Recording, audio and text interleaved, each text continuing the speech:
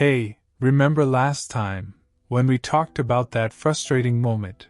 You can understand English perfectly, but when it's your turn to speak, it's like your brain suddenly hits pause. Yeah, that video got so many comments from people saying, "That's me. That's my life." Well, today, we're going to take that conversation one giant step further. Because if you want to speak English fluently, not just correctly, but in a way that makes people want to listen, there's one skill you must master. You have to talk like you're telling a story. And don't worry, you don't need to be Shakespeare. You just need to unlock the part of you that already knows how to tell stories. And trust me, you already do. Let's be real for a second. When most English learners speak, they focus 100% on getting the grammar right and finding the right vocabulary. And yes, those are important. But here's the truth. The way you deliver your words matters even more than the words themselves. Think about your own language. When a friend is telling you about something funny that happened, are you listening for perfect grammar? No. You're listening for the story, the feeling, the moment. But when you switch to English, you forget this.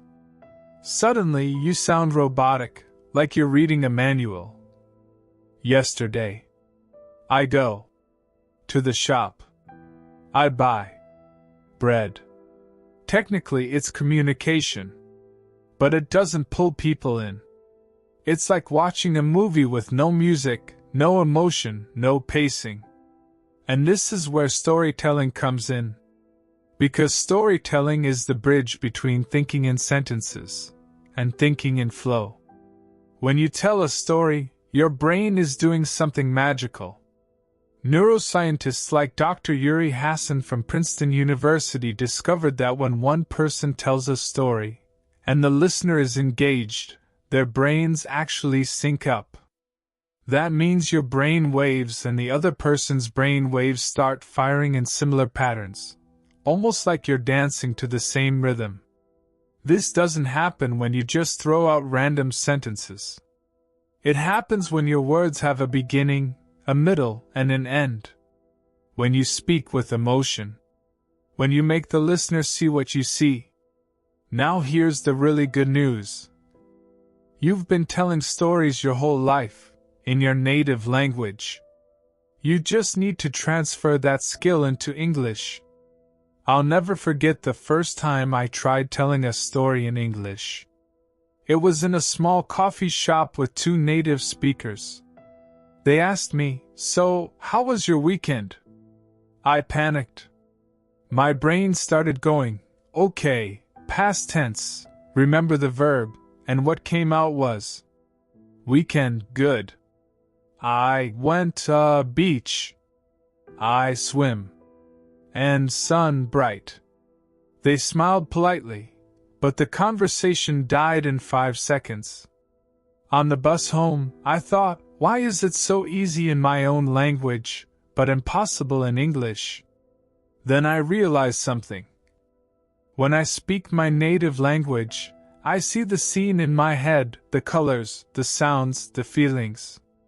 I don't think about grammar. But in English, I was doing the opposite.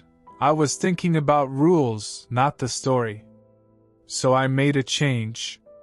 The next time someone asked me about my weekend, I pictured the beach, the warm sand, the sound of the waves. And I said, "It was amazing. The sky was so blue it looked like a painting.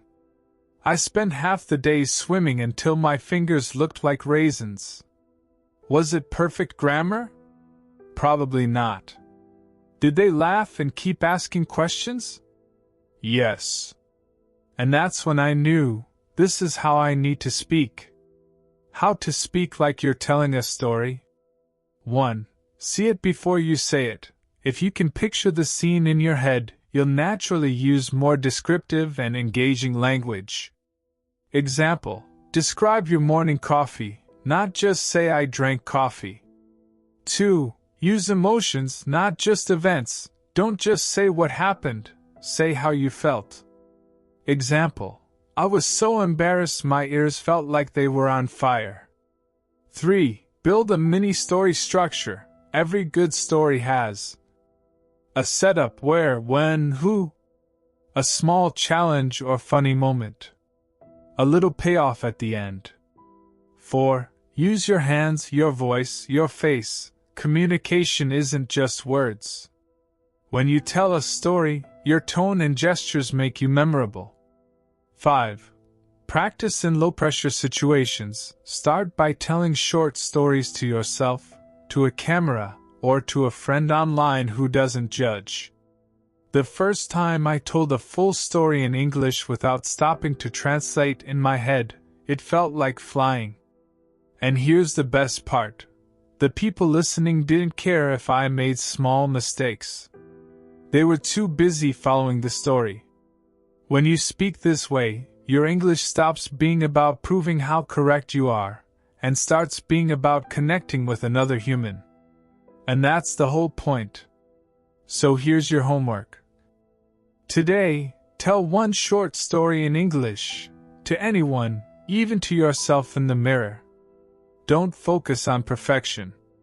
Focus on making it feel alive. Because the day you start speaking like a storyteller is the day your English stops being a school subject, and starts being a part of who you are.